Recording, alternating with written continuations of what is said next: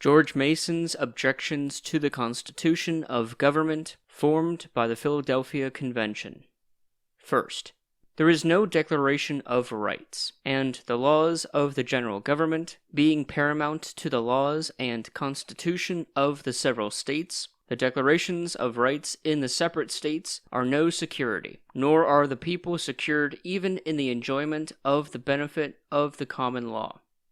Second, in the House of Representatives, there is not the substance, but the shadow only, of representation, which can never produce proper information in the legislature, or inspire confidence in the people. The laws will therefore be generally made by men little concerned in and unacquainted with their effects and consequences.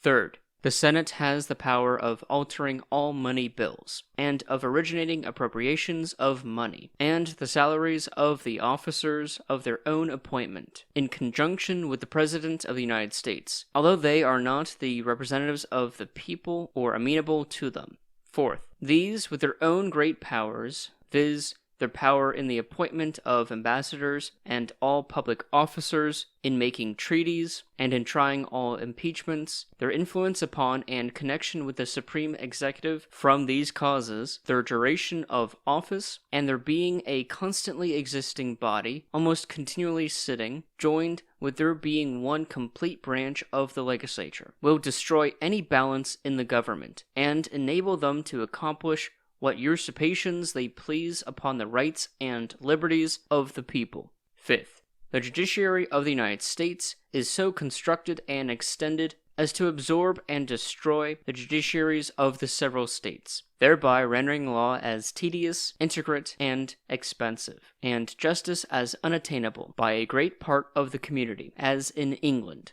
and enabling the rich to oppress and ruin the poor. Sixth, the President of the United States has no constitutional council, a thing unknown in any safe and regular government. He will therefore be unsupported by proper information and advice, and will generally be directed by minions and favorites, or he will become a tool to the Senate, or a council of state will grow out of the principal officers of the great departments. The worst and most dangerous of all ingredients for such a council in a free country. From this fatal defect has arisen the improper power of the Senate in the appointment of public officers, and the alarming dependence and connection between that branch of the legislature and the supreme executive. Seventh, hence also spurring that unnecessary officer, the vice president, who for want of other employment is made president of the Senate, thereby dangerously blending the executive and legislative powers, besides always giving to some one of the states an unnecessary and unjust preeminence over the others. Eighth, the President of the United States has the unrestrained power of granting pardons for treason, which may be sometimes exercised to screen from punishment those whom he had secretly instigated to commit the crime, and thereby prevent a discovery of his own guilt. Ninth, by declaring all treaties supreme laws of the land, the executive and the Senate have, in many cases, an exclusive power of legislation, which might have been avoided by proper distinctions with respect to treaties, and requiring the assent of the House of Representatives where it could be done with safety. 10th, by requiring only a majority to make all commercial and navigation laws. The 5 southern states, whose produce and circumstances are totally different from that of the 8 northern and eastern states, may be ruined, for such rigid and premature regulations may be made as will enable the merchants of the northern and eastern states not only to demand an exorbitant freight, but to monopolize the purchase of the commodities at their own price, for many years to the great injury of the landed interest and impoverishment of the people. And the danger is the greater, as the gain on one side will be in proportion to the loss on the other, whereas requiring 2/3 of the members present in both houses would have produced mutual moderation, promoted the general interest, and removed an insuperable objection to the adoption of this government. 11th, under their own construction of the general clause, at the end of the enumerated powers, the Congress may grant monopolies in trade and commerce, constitute new crimes, inflict unusual and severe punishments, and extend their powers as far as they shall think proper, so that the state legislatures have no security for the powers now presumed to remain to them, or the people for their own rights. 12th. There is no declaration of any kind for preserving the liberty of the press, or the trial by jury in civil causes, nor against the danger of standing armies in times of peace. 13th.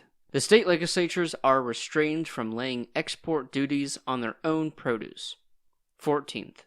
Both the general legislature and the state legislature are expressly prohibited making ex post facto laws, though there never was nor can be a legislature but must and will make such laws, when necessity and the public safety require them, which will hereafter be a breach of all the constitutions in the Union, and afford precedents for other innovations.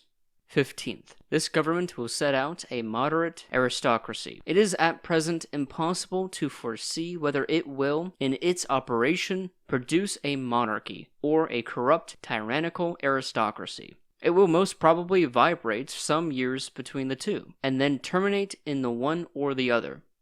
16th. The general legislature is restrained from prohibiting the further importation of slaves for 20-odd years, though such importations render the United States weaker, more vulnerable, and less capable of defense. This has been George Mason's Objections to the Constitution. Some of these objections will influence what will become the Bill of Rights, proposed by James Madison, also a Virginian and friend of George Mason. Thank you for listening. This has been Amending America. We are an educational nonprofit. Any contribution via Patreon or GoFundMe is much appreciated. Comment which topic you would like me to address in the future, and I hope to see you in the next video.